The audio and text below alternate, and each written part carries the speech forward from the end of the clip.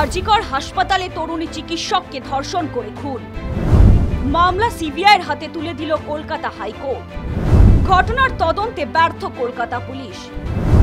আরজিকর কাণ্ডে মাঠে নামল সিবিআই। শুক্রবার আরজিকর হাসপাতালে তরুণী চিকিৎসকের খুনে তোলপাড় গোটা দেশ। পারিপার্শ্বিক তথ্য প্রমাণ ও ময়নাতদন্তে জানা গেছে ধর্ষণ করে খুন করা হয় ওই তরুণী চিকিৎসককে। গভীর ঘুমের মধ্যেই গলা টিপে খুন করার সময় ভেঙে যায় ওই চিকিৎসকের গলার হাড়। তারপর মৃত্যু নিশ্চিত করতে শ্বাসরোধ করা হয়। দু চোখ ও মুখ দিয়ে রক্তপাতের হওয়ার চিহ্নও পাওয়া গেছে। রক্তাক্ত হয়েছে যৌনাঙ্গ। আঘাতের চিহ্ন পাওয়া গেছে মুখ, গলা, নাক, শরীরের বিভিন্ন অংশে।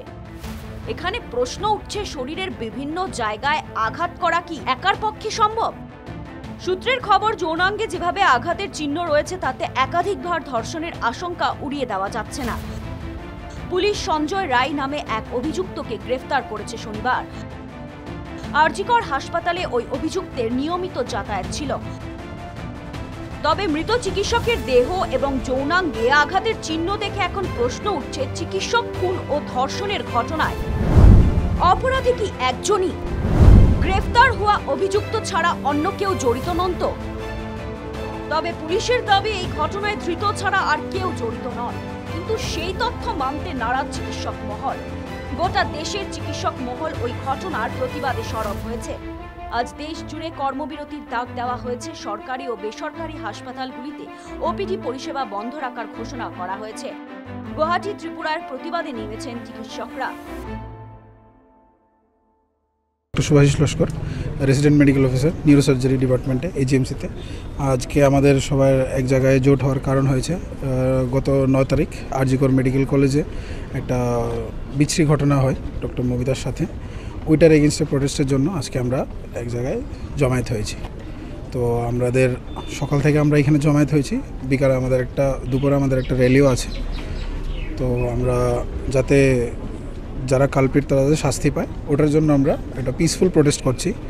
ওই পিসফুল প্রোটেস্টে আমাদের ডিমান্ড হয়েছে যে যারা কালপিট ওদের যাতে ফাস্ট ট্র্যাক শাস্তি হয়, আর এটার জন্য যাতে কেসটা সিবিআইকে হ্যান্ডেল করা হয়। আরেকটা হয়েছে, দ্বিতীয়, যে অথরিটিরা দায়িত্বে ছিলেন ওরা যাতে রেজিগনেশন দিয়ে দেয়। And according to the enactment of central protection act, আমরা চাই যে যারা কালপিটস আছে ওদের যাতে খুব শিগগিরই শাস্তি হয় এবং প্রযোজ্য শাস্তি হয়।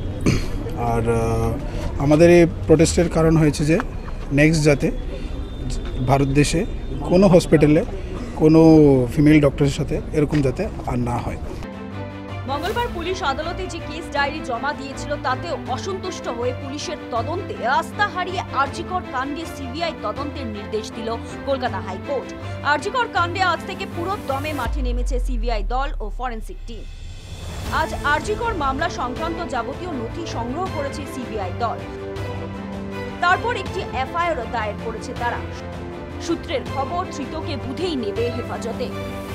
আরজিকর কাণ্ডের প্রতিবাদে আজ ঠিক রাত 12:05 পশ্চিমবঙ্গ জুড়ে জমায়েতের ডাক দিলেন মহিলারা।